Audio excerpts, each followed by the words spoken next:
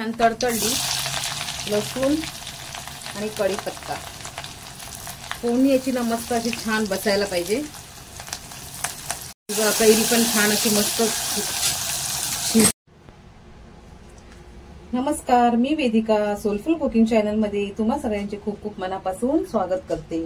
तर आज आपण बनवलेली आहे कोकणातील स्पेशल अशी विस्मरणात गेलेली फुटी कढी। कोकणामध्ये एकदम सोपी रेसिपी आहे, आंबट तिखट अशी। गरमीमध्ये जर जेवण करायचा कंटाळा आला असेल तर अशी पटकन झटपट अशी होणारी कैरीची फुटी कढी एकदा नक्की करून बघा।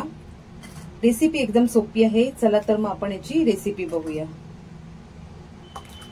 मस्तपैकी असा वाफळलेला भात आणि कैरीची कढी म्हणजे काय स्वर्ग सुख। भरपूर प्रमाणामध्ये पूर्वीच्या काळी ही अशी कैरीच्या सीझन मध्ये कोकणामध्ये बनवली जायची, पण आता ती विस्मरणात होत गेलेली आहे।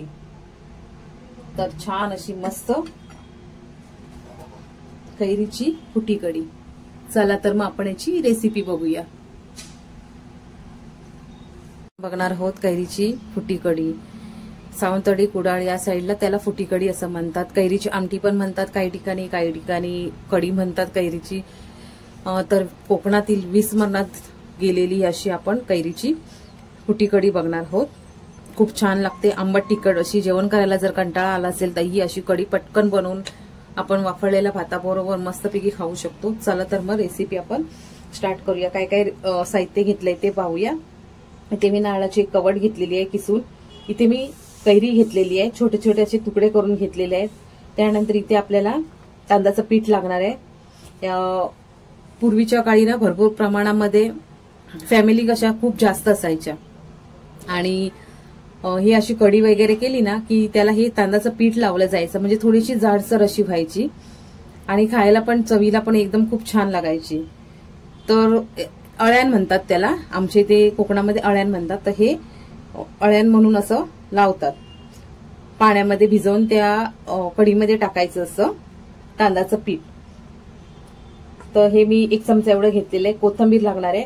पूर्वीच्या काळी काय कोथिंबीर घालायची नाही, पण आता कशी कोथिंबीर असते म्हणून मी कोथिंबीर घेतलेली आहे ही। तर 4 ते 5 मिरच्या घेतलेल्या आहेत, कमी तिखटवाल्या आहेत। इथे मी लसूण घेतलेली आहे, छोट्या पाकळ्या आहेत। 7 ते 8 लसूण पाकळ्या घेतलेल्या आहेत। काही जण लसूण पाकळ्या वापरतात, काही जण नाही वापरत। जिरं पण वापरतात काही जण, आम्ही नाही जिरं वापरत, आमच्या इथे नाही वापरत। इथे मी थोडंसं आलं घेतलेलं आहे, अर्धा इंच एवढं। मीठ लागणार आहे आणि फोडणीसाठी इथे आपल्याला राई लागणार आहे, कढीपत्ता लागणार आहे आणि लसूण घेतलेली आहे मी। 3 ते 4 लसूण आहे, ठेचून घेतलेले आहे। आणि ही कैरी मी साईडला घेतलेली आहे, ही फोडणीला घ्यायची आपल्याला। आणि तेल। तर आता मी काय करणार आहे, हे तांदळाचं पीठ फक्त बाजूला ठेवणार आहे आणि आता हे सगळं आहे ना वाटप करून घेणार आहे। काय काय जण कैरी आहे ना वाफवून पण करतात, पण आमच्या इथे कैरी ही वाफवून नाही करत, डायरेक्ट टाकतात। मिक्सरमधून काढून घेणार आहे थोडंसं पाणी टाकून, मीठ नाही टाकायचंय त्याच्यामध्ये। कैरी पण सोबतच टाकणार आहे, कोथिंबीर, सगळं साहित्य एकदम टाकून मिक्सरमधून काढून घेणार आहे। हे मी एकदम गंधासारखं आपल्याला वाटून घ्यायचं। हे मी मातीच्या भांड्यात करते, खूप छान एक मस्त चव येते। 2 चमचे मी तेल घातलेलं आहे। राई चांगली तडतडली की त्यामध्ये नंतर आपल्याला टाकायची आहे कढीपत्ता, लसूण टाकायचं आहे। छान तडतडली, लसूण आणि कढीपत्ता फोडणी याची ना मस्त अशी छान बसायला पाहिजे।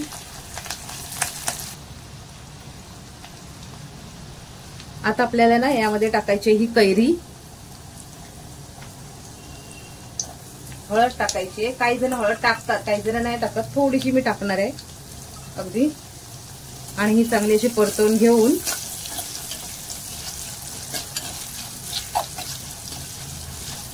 थोडीशी आपल्याला वाफवून घ्यायची आहे कैरी जी आहे ना ती।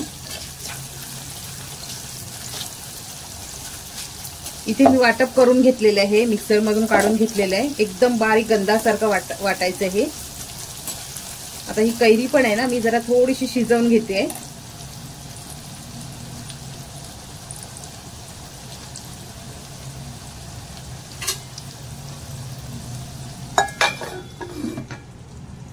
कैरी पण छान अशी मस्त शिजलेली आहे, छान असं सुगंध पसरलाय किचन मध्ये मस्त फोडणीचा,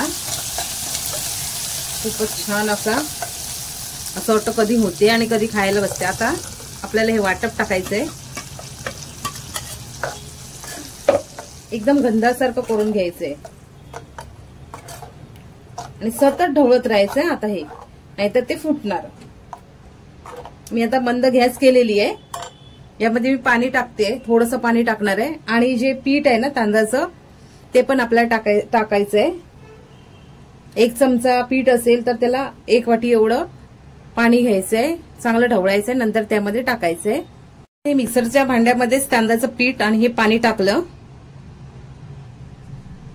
आता आपल्याला ढवळत राहायचं सतत, हे नाहीतर ते असं फुटणार. फुटायला नको आपल्याला. मी थोडंसं अजून पाणी टाकणार आहे यामध्ये, जाड वाटते मला ती, कारण आपण तांदळाचं पीठ टाकलंय ना तर अजून जाड होणार ही.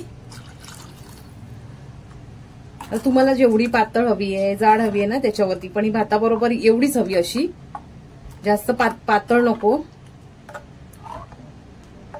आणि याला सतत ढवळत राहायचंय 5 ते 7 मिनिटं. तिथेच उभं राहायचंय आणि 5 ते 7 मिनिटं व्यवस्थित असं ढवळत राहायचंय.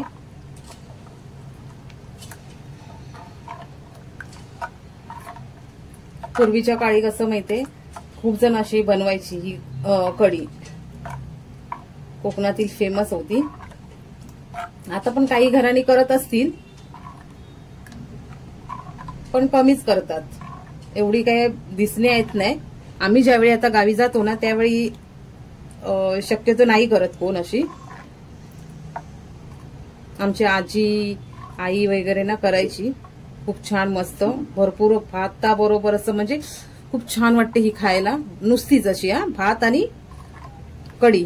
आणि सोबत जर समजा काय मिरची वगैरे असेल तर, नाही तर पापड वगैरे, कुरडया वगैरे असतील ना तर खूप छान अशी मस्त लागायची.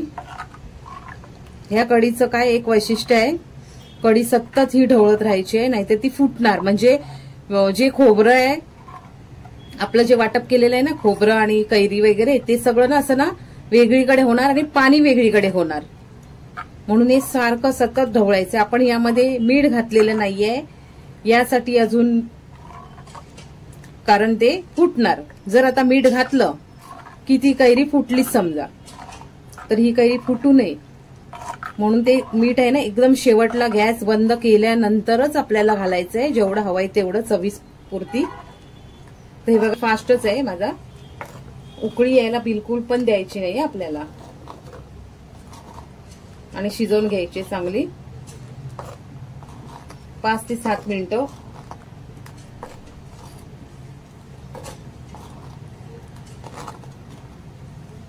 व्हिडिओ जरा थोडासा मोठा होईल आणि याला ना लसणीची आणि राईची फोडणीच दिली जाते, कढीपत्ता एकदम भारी लागते. थोडीशी अगदी हलकी उकळी यायला लागली ना की आपण गॅस बंद करायचंय. अजिबात त्याला मोठी उकळी यायला द्यायची नाहीये.